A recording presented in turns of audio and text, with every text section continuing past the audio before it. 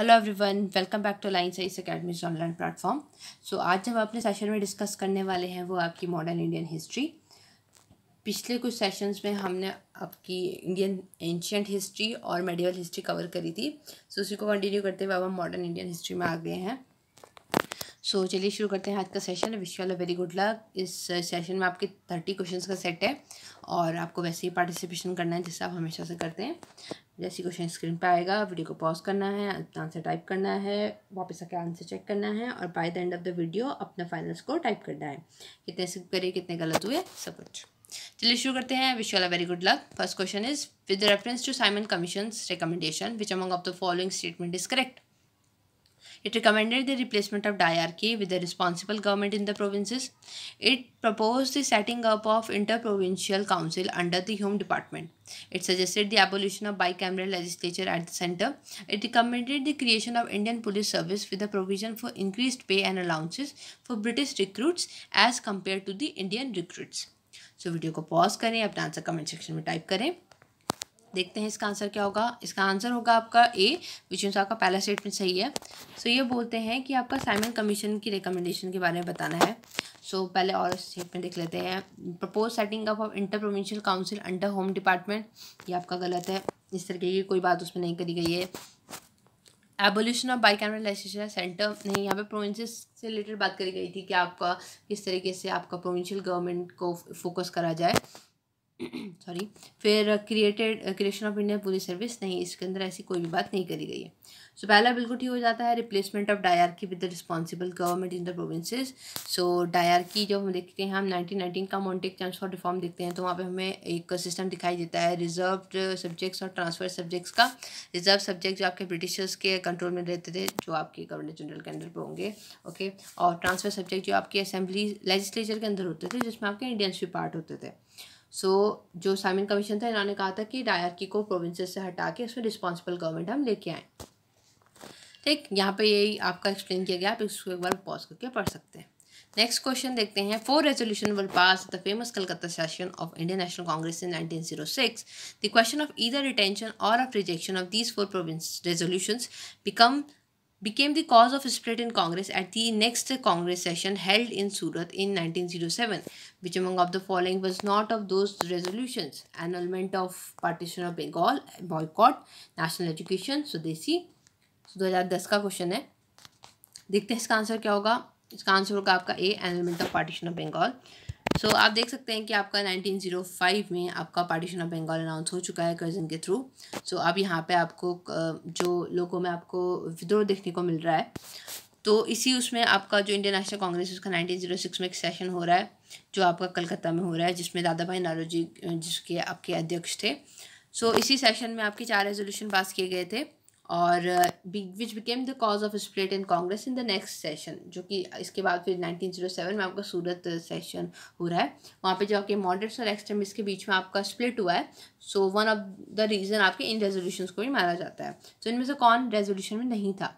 Annulment of partition of Bengal आपका उसमें नहीं था। बाकी आपका बॉयकॉट था, आपका नेशनल एजुकेशन था, स्वदेशी, ये तीनों थे।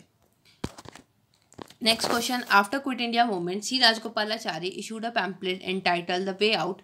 Which among of the following was the proposal in this pamphlet? Establishment of War Advisory Council composed of representative of British India and Indian states. Reconstitution of Indian Executive Council in such a way that all its members except the Governor General and Commander-in-Chief should be Indian leader. The fresh election of the central and provincial legislature to be held at the end of 1945. And constitution making body to be convened as soon as possible. A solution for a constitutional deadlock. आपको बताना है कि इसका आपका basic proposal क्या था pamphlet के पीछे। आंसर होगा इसका डी, विच मीन्स आपका solution for a constitutional deadlock. आपके बाकी जितने भी ऑप्शंस हैं वो आपके इसमें सही नहीं होते हैं, क्योंकि वॉर एडवाइजरी काउंसिल से रिलेटेड कोई बात नहीं करी गई थी उसमें, ओके। और it should be Indian leaders, तो ये भी आपकी कोई बात नहीं करी गई थी। Fresh election for provincial and legislature, ये भी नहीं था। आंसर जो होगा आपका कॉन्स्टिट्यूशनल डेडलॉक को एड्रेस करने के लिए करा गया था 1944 में सी राजगोपालाचारी के थ्रू। यहाँ पे ऑल्दो ये एक्सेप्ट नहीं किया जाता है, बट ये प्रपोजल था। Next question, who among of the following governor general created covenanted civil service of India which later came to be known as Indian civil service? Warren Hastings, Wellesley, Cornwallis, William Bentinck. So किसने करा था आपका answer? देखते हैं इसका answer होगा इसका सी, which means Cornwallis. काफ़ी इजी था क्योंकि हमें पता है कि कॉर्नवालिस का आपका फादर ऑफ सिविल सर्विस भी कहा जाता है, इंडियन सिविल सर्विसेज। सो कॉर्नवालिस ही थे जिन्होंने आपका कन्वीनेटेड सिविल सर्विस आपकी क्रिएट की थी, जिसे बाद में जाके सिविल सर्विस भी, इंडियन सिविल सर्विसेज भी कहा गया। और इन्होंने पुलिस एडमिनिस्ट्रेशन में भी काम किया था। 1786 से लेकर 1793 तक इनका पीरियड था। ओके, दो तरीके की आपकी टर्म्स सुनने को मिलती हैं, एक होती है कन्वीनेटेड, एक होती है नॉन कन्वीनेटेड। सो यहाँ पे आपके ब्रिटिशर्स देखने को मिलते हैं, यहाँ पे आपके इंडियंस देखने को मिलते हैं।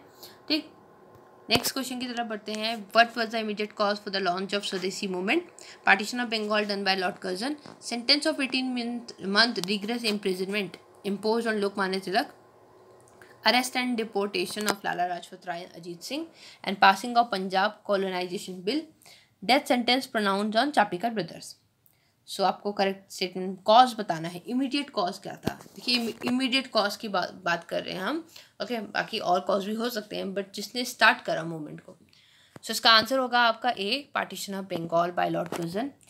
ये सब आपकी जो चीज़ें बाकी ये आपकी ऑलरेडी चल रही होंगी, हो सकता है, बट ये आप क्वेश्चन में क्या पूछ रहे हैं कि इमीडिएट कॉज क्या था जिससे आपका मूवमेंट एकदम लॉन्च हुआ।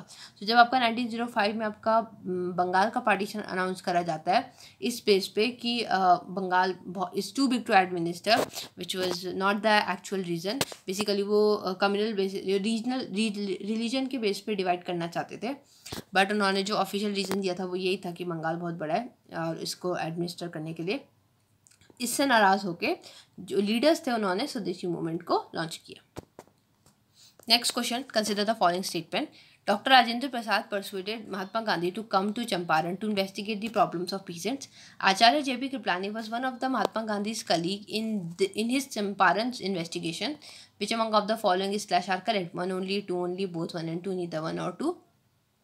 तो देखते हैं इसका आंसर क्या होगा। इसका आंसर होगा आपका B, which mean second statement ही सही है। देखिए यहाँ पे ये हमने एनसीईआरटीज़ में भी कवर किया है कई बार, और ये हमने बचपन में ही पढ़ा है जब हम डांडी मार्च वगैरह पढ़ते हैं, कि राजेंद्र प्रसाद नहीं, राजकुमार शुक्ल जो थे उन्होंने गांधी जी को बुलाया था आपके चंपारण पीजेंट्स की हेल्प करने के लिए। ठीक, दूसरा स्टेटमेंट तो पर ठीक है यहाँ पे, जिसमें कहा जा रहा है कि जो जेपी कृपलानी थे वो आपके गांधी के वन ऑफ द कलीग्स थे जो चंपारण में उनके साथ गए थे। यहाँ पे आप देख सकते हैं कि 1916 के एक सेशन में जब राजकुमार शुक्ल ने गांधी को से मिले तो उन्होंने फिर उन्हें इनवाइट किया, फिर गांधी गए और फिर आगे की स्टोरी दैट वाज हिस्ट्री। यहाँ पे जेबी कृपलानी, राजेंद्र प्रसाद, नरहरि पारेख, महादेव देसाई, मजहर अल हक, ये सब आपके गांधी के साथ थे। Next question, by regulation in 1793, district collector was deprived of his judicial power and made the collecting agent only. What was the reason for such regulation? Cornwallis felt that the district collector's efficiency of revenue collection would enormously increase without the burden of other work. Cornwallis felt that judicial power should compulsorily be in the hands of European, while Indians can be given a job for revenue collection in the district. Cornwallis was alarmed at the extent of power concentrated in district collector and felt that such absolute power was undesirable in one person. The judicial work demanded a deep knowledge of India and a good training in law, and the Cornwallis felt that district collector should be only a revenue collector. So आपको बताना है कि कौन सा actual reason था। काफ़ी अच्छा question है, काफ़ी क्लोज ऑप्शन है इसमें। देखते हैं इसका आंसर क्या होगा। आंसर होगा इसका सी। देखिए ये लॉजिक से भी सॉल्व हो सकता था। देखिए 1793 में आपका डिस्ट्रिक्ट कलेक्टर को जुडिशियल पावर हटा के सिर्फ रेवेन्यू कलेक्शन की पावर रखी गई। तो इसके पीछे रीज़न क्या था? कॉर्नवालिस को लगा, पहला जो ऑप्शन था वो गलत हो जाता है, क्योंकि इसमें बोला गया कि कॉर्नवालिस को लगा कि district collection efficiency of revenue collection would enormously increase, कि इसकी जो आपकी कलेक्शन की पावर है वो बहुत ज़्यादा बढ़ जाएगी। सो ये आपका थोड़ा, अगर हम प्लेन स्टेटमेंट है, बट यहाँ पे स्टिल इसको हम पूरी तरीके से एम्फेसिस में नहीं कर सकते। दूसरा जो हम देखें, Cornwallis felt that judicial power should be compulsorily in the hands of European and the revenue collection in the hands of Indians. अच्छा, आप खुद ही सोचिए, अगर हम ब्रिटिशर्स की जगह होते तो ज़्यादा इंपॉर्टेंट क्या है हमारे रेवेन्यू कलेक्शन? मेन मोटिव क्या था ब्रिटिशर्स का इंडिया आने का? मनी मार्केट चाहिए था, उनको पैसा चाहिए था। तो अब यहाँ पे देखिए कि वो रेवेन्यू कलेक्शन की पावर इंडियंस के हाथ में क्यों इतना ज़्यादा नहीं देना चाहिए ना, तो ये भी आपका गलत हो जाता है। तीसरा ठीक है, क्योंकि यहाँ पे कहते हैं कि कॉर्नवालिस को ये लगा कि जो एक पर्सन के पास एक डिस्ट्रिक्ट में आपका कंसंट्रेशन ऑफ पावर हो रहा है, ओके, और यहाँ से क्या होगा, एब्सोल्यूट पावर की तरफ को बढ़ रहा है। सो इस वजह से उन्होंने बोला कि इसकी पावर्स को कब करेंगे और हम जुडिशियल पावर्स को इससे हटाएंगे। और लास्ट ऑप्शन तो बहुत ही वैसा स्टेटमेंट है कि गुड नॉलेज होना चाहिए इंडियंस का। इतना ज़्यादा इंडिया के पर्सपेक्टिव से ब्रिटिशर्स काफ़ी कम सोचा है जब हम हिस्ट्री की बात करें। नेक्स्ट क्वेश्चन यहाँ पे आपका वही लिखा है, आप इसको एक बार पॉज करके पढ़ सकते हैं। Consider the following statement. Bombay manifesto signed in 1936 openly oppose the preaching of socialist ideals. It evoked support from large section of business community from all across the India. Which among of the slash are correct? One only, two only, both, one and two, need than more, one and two. देखते हैं इसका answer क्या होगा। इसका answer होगा आपका A, which mean से पहला स्टेटमेंट सही है। सो जो बॉम्बे मैनिफेस्टो था ये आपके सोशलिस्ट आइडल्स को अपोज करता था, बिल्कुल ठीक है। दूसरा यहाँ पे गलत हो जाता है क्योंकि ऑल अक्रॉस द इंडिया, देखिए ऑल अक्रॉस द इंडिया से इसको नहीं था, इसका जो एक्सटेंट था इसका वो इतना ज़्यादा नहीं था, काफ़ी लिमिटेड एक्सटेंट था। तो ऑल अक्रॉस द इंडिया तो वैसे भी काफ़ी वाइडर टर्म है, सो इसलिए आपका सिर्फ फर्स्ट स्टेटमेंट सही हो जाता है। Next question, which among of the following with the official negotiator, Congress negotiator with Cripps mission? Mahatma Gandhi and Sardar Patel, Acharya JB Kripalani and C Rajagopalachari, Pandit Nehru and Maulana Azad, doctor Rajendra Prasad and Rafi Ahmed Kidwai. So official Congress की तरफ से नेगोशिएटर कौन था क्रिप्स मिशन में? आंसर होगा इसका सी, which means Nehru and Maulana Azad. So basically आपका 1942 में आपका क्रिप्स मिशन आपको देखने को मिल रहा है, क्योंकि ब्रिटिशर्स को इंडियंस का सपोर्ट चाहिए वर्ल्ड वॉर सेकंड में। सो वो अपनी तरफ से कुछ लेके आए हैं इंडियंस के लिए और एक्सपेक्ट करते हैं सामने से यहाँ पे कि इंडियंस भी उन्हें सपोर्ट करें। सो यहाँ से जो इंडिया की तरफ कांग्रेस की तरफ से यहाँ से डील करने गए थे वो थे आपके पंडित Nehru and Maulana Azad. Okay, next question. अच्छा, यहाँ पे मैं इतना ज़्यादा इनको इसलिए डिस्कस नहीं कर रही हूँ, ये क्रिप्स मिशन हो गया, स्वदेशी मूवमेंट हो गया, क्योंकि आई होप आप लोगों ने ऑलरेडी इस अपने NCERTs में अपने स्पेक्ट्रम के थ्रू कवर कर लिया होगा। अदरवाइज ये सेशन पे काफ़ी लंबा हो जाएगा, इसलिए हम सिर्फ क्वेश्चन आंसर राउंड के उसमें ही इसको चला रहे हैं। आपको अगर कुछ क्वेरीज होंगी तो आप नीचे कमेंट सेक्शन में भी पूछ सकते हैं, सॉल्व किया जाएगा। For the Karachi session of Indian National Congress in 1931, presided over by Sardar Patel, who drafted the resolution of fundamental rights and economic program? Mahatma Gandhi, Pandit Nehru, doctor Rajendra Prasad, BR Ambedkar. किन्होंने इसे आपका ड्राफ्ट तैयार किया था fundamental rights and economic programme पे? Answer होगा इसका B, which means Pandit Jawaharlal Nehru. So 1931 में जो आपका कराची सेशन हुआ था, जिसे सरदार वल्लभ भाई पटेल ने आपका डिसाइड किया था, वहाँ पे आपका एक रेजोल्यूशन देखने को मिलता है जो फंडामेंटल राइट्स की बात करता है, आपका इकोनॉमिक प्रोग्राम्स की बात करता है। इसे ड्राफ्ट किसने किया था? इसे ड्राफ्ट किया था आपके जवाहरलाल नेहरू ने। यहाँ पे आपको देखने को मिलता है एक और चीज़, गांधी इरविन पैक्ट जो आपका 5 मार्च 1931 को हुआ था। Next question, with reference to Pondicherry, now Puducherry, consider the following statement. The first European power to occupy Pondicherry were the Portuguese. Second European power to occupy Pondicherry were the French. The English never occupied Pondicherry. Which among of the following is slash are correct? 1 only, 2 and 3 only, 3 only, 1 to 3 only. Correct बताना है आपको इसमें पौंडीचेरी से related. Arrival of Europeans जब हम पढ़ रहे थे तो हमने पूरा हिस्ट्री डिस्कस करी थी कि कौन पहले आया था, कौन बाद में आया था। ओके, सो इसका आंसर होगा आपका इसका आंसर होगा आपका ए, विच मीन्स आपका सिर्फ फर्स्ट स्टेटमेंट सही है। सो आप देखेंगे यहाँ पे, क्योंकि यहाँ पे करेक्ट पूछा है ना। सो पहला स्टेटमेंट बिल्कुल ठीक है, the first European power to occupy Pondicherry were Portuguese, बिल्कुल ठीक है, पोर्चुगीज ही जो सबसे पहले जिन्होंने पौंडीचेरी को ऑक्यूपाई किया था। अब देखते हैं, अगर सेकंड स्टेटमेंट हमें पता भी नहीं है कि सेकंड कौन आया था, फ्रेंच आए थे या कौन आया था, तो हम पहले थर्ड में बढ़ते हैं। थर्ड कहता है कि इंग्लिश नेवर ऑक्यूपाइड पौंडीचेरी। आपको नेवर काफ़ी एक्सट्रीम वर्ड नहीं लग रहा है? यहाँ पे बहुत एक्सट्रीम वर्ड है नेवर की, कभी नहीं किया था, और ये गलत भी है क्योंकि ब्रिटिशर्स ने करा था और लेकिन उन्होंने वापस कर दिया था। ओके, उन्होंने वापस कर दिया था पौंडीचेरी। तो फिर यहाँ पे अगर हम थर्ड हटाएं, अगर हम इसमें डाउट बेनिफिट ऑफ डाउट भी दें और थर्ड को हटा दें, तो यहाँ पे आपका बी जाता है, आपका सी जाता है, आपका डी जाता है, आपका सीधा आंसर ये आता है। सो अगर आप इसमें रिस्क लेना चाहें तो आप ए के साथ दे सकते हैं, क्योंकि इसका आंसर ए होगा। ओके, नेक्स्ट क्वेश्चन देखते हैं. The tendency for increase litigation was visible after the introduction of land settlement system of Cornwallis in 1793.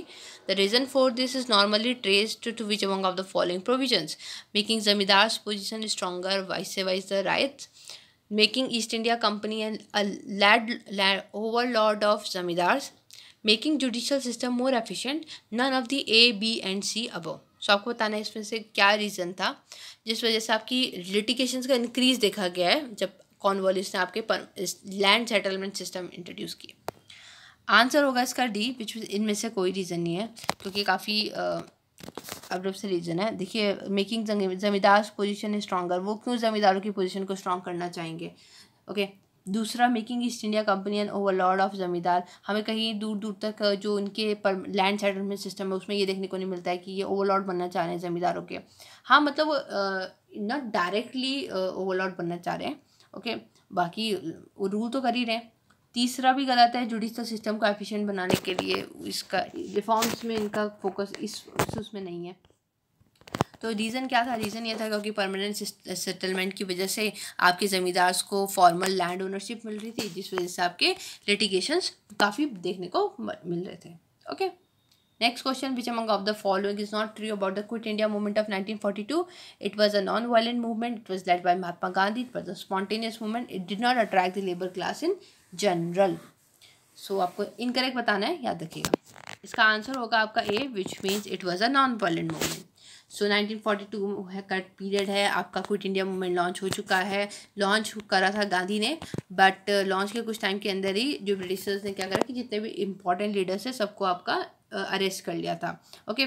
सो आप जो आपका मूवमेंट है वो पूरी तरीके से मासेस के हाथ में है. तो स्टार्ट ये एज अ नॉन वायलेंट हुआ था, बट ये आपका अल्टीमेटली वायलेंट मूवमेंट में टर्न हो जाता है. तो पहला स्टेटमेंट आपका गलत हो जाता है और यही आपका आंसर है. लेड बाय गांधी सही है, स्पॉन्टेनियस बिल्कुल ठीक है. Did not attract the labour class in general, याद रखिएगा इन जनरल बोल रहा है ये. नेक्स्ट क्वेश्चन देखते हैं, which among of the following provided a common factor for a tribal insurrection in India in 19th century. Insurrection मतलब विद्रोह. The introduction of a new system of land revenue and the taxation of tribal products. Then the influence of foreign religious missionaries in tribal areas. Rise of large number of money lenders, traders and revenue farmers as a middleman in tribal areas. The complete disruption of old agrarian order to the tribal community. Correct बताना है आपको कि 19th century में जो आपका tribal आपका विद्रोह देखने को मिल रहा है, ओके, रिवॉल्ट्स देखने को मिल रहे हैं, तो क्यों, इसके पीछे रीज़न क्या था.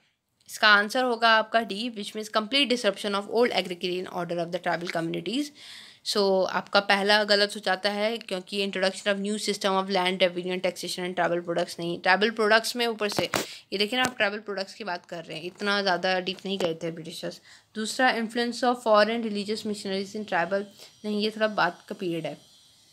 फिर यहाँ पे large number of money landers, revenue middleman नहीं, ये भी नहीं हो सकता. आंसर आपका डी आएगा. जो आप सबसे सही आंसर है वो है आपका D. Next question, with reference to the period of colonial rule in India, home charges formed an important part of drain of wealth from India. Which among of the following funds constituted home charges? Funds used to support the India office in London. Funds used to pay salaries and pension of British personnel engaged in India. Funds used for waging war outside India by Britishers. Select the correct. 1 only, 1 and 2 only, 2 and 3 only, 1 to 3. आपको इसमें सही answer बताना है.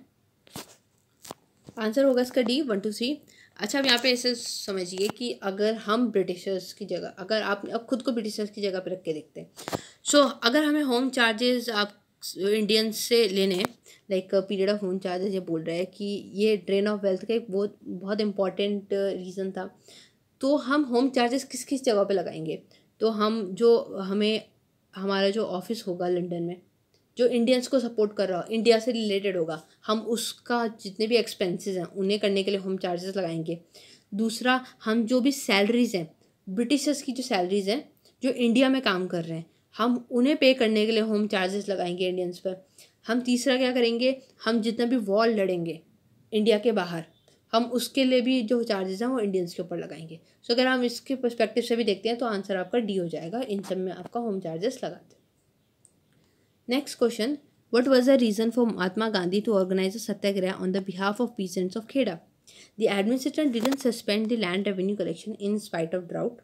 The administration proposed to introduce permanent settlement in Gujarat. Which among of the following is the शायद correct? 1 only, 2 only, both 1 and 2, neither 1 nor 2. Gandhi ji ने जो आपका सत्याग्रह आपका खेड़ा में करा था, सो उसके पीछे क्या रीज़न था? आंसर होगा यहाँ पे ए, विच मीन्स 1 ओनली. सो जो वहाँ पे आपका एडमिनिस्ट्रेशन था बेसिकली खेड़ा में, डिस्पाइट ऑफ द फैक्ट कि वहाँ पे सूखा पड़ा था, उन्होंने स्टिल जो उनका रेवेन्यू कलेक्शन था उसको सस्पेंड नहीं करा. इस वजह से जो पीजेंट्स थे वो वहाँ पे परेशान थे और फिर वहाँ पे गांधी जाते हैं और वहाँ पे सत्याग्रह लॉन्च करते हैं.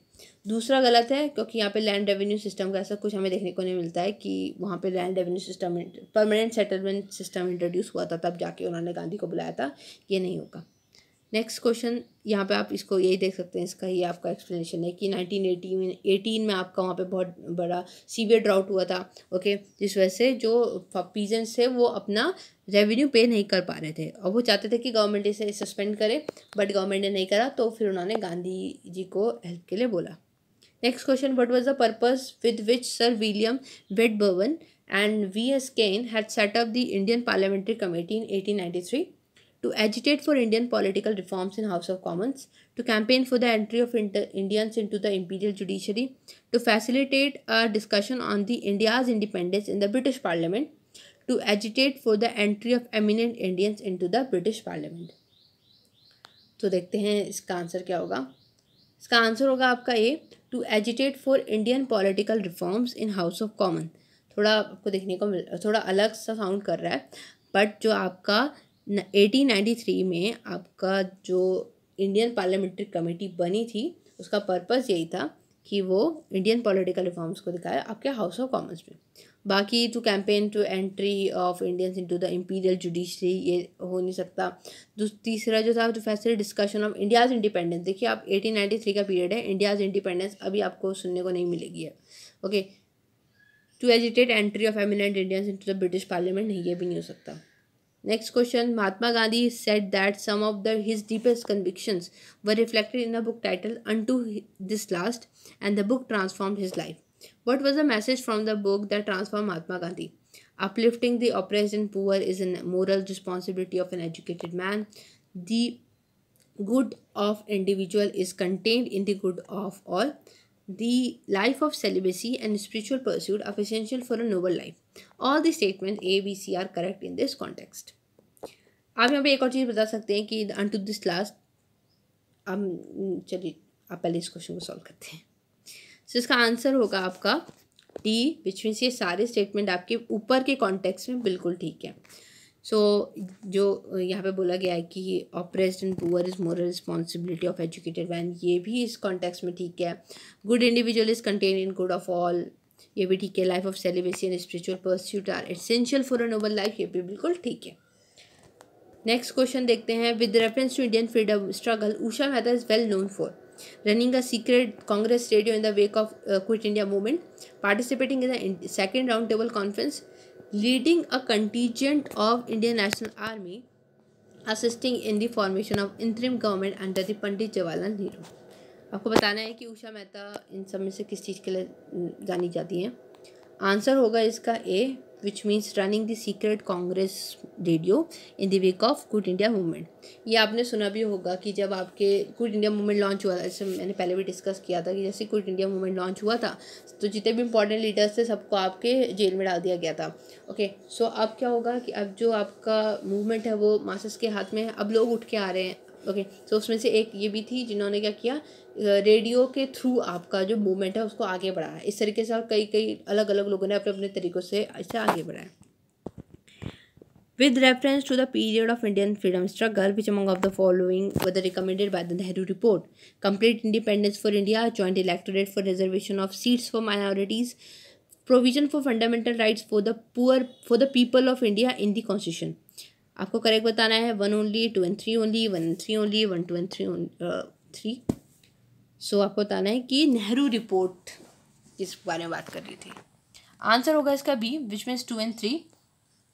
सो आप देख सकते हैं कि 1928 में आपका नेहरू रिपोर्ट आती है और ये किन किन चीज़ों के बारे में बात करती है, ये बात करिए आपकी joint electorate for seat of minorities के बारे में बात करती है, fundamental rights of people of India, the constitution के बारे में बात करती है। कंप्लीट इंडिपेंडेंस नहीं, इन्होंने डोमिनियन स्टेटस की बात करी थी, ओके। और कंप्लीट इंडिपेंडेंस मतलब पूर्ण स्वराज अभी आपका बाद में लाहौर सेशन में आपको देखने को मिलता है 1929 में। Next question, consider the following statement. The most effective contribution made by Dadabhai Naoroji to the cause of Indian national movement was that he exposed the economic exploitation of India by British, interpreted the ancient Indian text and restored the self-confidence of Indians, stressed the need of eradication of all the social evils before anything else. Which among of the following is correct? 1 only, 2 and 3 only, 1 and 3 only, 1 to 3 only. Correct बताना है आपको इसमें। देखते हैं इसका answer क्या होगा। इसका आंसर होगा आपका ए, विच में सिर्फ पहला सही है। देखिए हम जब दादा भाई नारोजी की बात करेंगे तो जो उन्होंने अपनी ड्रेन ऑफ वेल्थ की थ्योरी दी थी तो उन्होंने यही बताया था कि किस तरीके से जो ब्रिटिश है वो इंडिया की जो वेल्थ है उसका ड्रेन किस तरीके से हो रहा है। सो उन्होंने इकोनॉमिक एक्सप्लॉयटेशन की बात करी थी। हमें कहीं से ये नहीं देखने को मिलता है कि वो आपके इंडियन एंशिएंट टेक्स के बारे में बात कर रहे हैं, वो सोशल एवल्स के एराडिकेशन के बारे में बात कर रहे हैं। सो आपका आंसर जो होगा 1 ओनली हो जाएगा। Poverty and un-British rule in India, इसमें उन्होंने ड्रेन ऑफ वेल्थ के बारे में बात करें। Rowlatt act aimed at compulsory economic support to war efforts, imprisonment without trial and summary procedures for trial, suppression of Khilafat movement, imposition of restriction, freedom of press. काफ़ी easy question है ये, बहुत direct question है, इससे ज़्यादा direct question मैंने देखा नहीं अभी तक। सो इसका आंसर होगा आपका B, which mean imprisonment without trial and summary procedure for the trial. So यही तो था रॉलेट एक्ट में कि आपका बिना ट्रायल के आपको इम्प्रिजन कर सकते थे, ओके। और काफ़ी ड्रैकोनियन इसमें क्लॉजेस थे। सो इस वजह से इसके खिलाफ आपका रिवॉल्ट भी हो रहा था। बाकी स्टेटमेंट्स तो बिल्कुल दूर दूर तक मैच नहीं करते हैं इसमें। नेक्स्ट क्वेश्चन देखते हैं। The Lahore session of Indian national Congress 1929 is very important in history because, पहला स्टेटमेंट है the Congress pass the resolution demanding the complete independence, the rift between extremist and moderates was resolved in that session, a resolution pass rejecting the 2 nation theory in that session. Which among of the following is slash are correct? 1 only, 2 and 3 only, 1 3 only, none of the above. Correct बताना है आपको। इसमें Lahore session के बारे में बात कर रहे हैं। आंसर होगा आपका ए, 1 ओनली। अभी हमने इससे पहले क्वेश्चन में डिस्कस किया था कि लाहौर सेशन में आपका कंप्लीट इंडिपेंडेंस की बात करी गई है। दूसरा जो था कि the rift between extremist and moderates was resolved in this session, नहीं, ये तो आपका काफ़ी पहले हो चुका है। इससे a resolution was pass rejecting the 2 nation theory in that session, ये भी आपका आंसर में नहीं होगा। तो जैसे आपका 2 आपका आंसर सर था, आपका ये नहीं हो सकता, ओके। और अगर आपको पता है कि आपका 1 आंसर है ही तो आपका ये आंसर से नहीं हो सकता। फिर 1 3 में हमको देखना है, बट 2 nation थ्योरी का इस सेशन में आपका डिस्कस नहीं मिलता है, रिजेक्शन नहीं मिलता मतलब। Which of the following statement is slash are correct regarding Brahma Samaj? It opposed idolatry. It defined the need for priestly class for interpreting the religious text. It popularized the doctrine that the Vedas are infallible. Correct बताना है। 1 only, 1 and 2 only, 3 only, 1 2 and 3।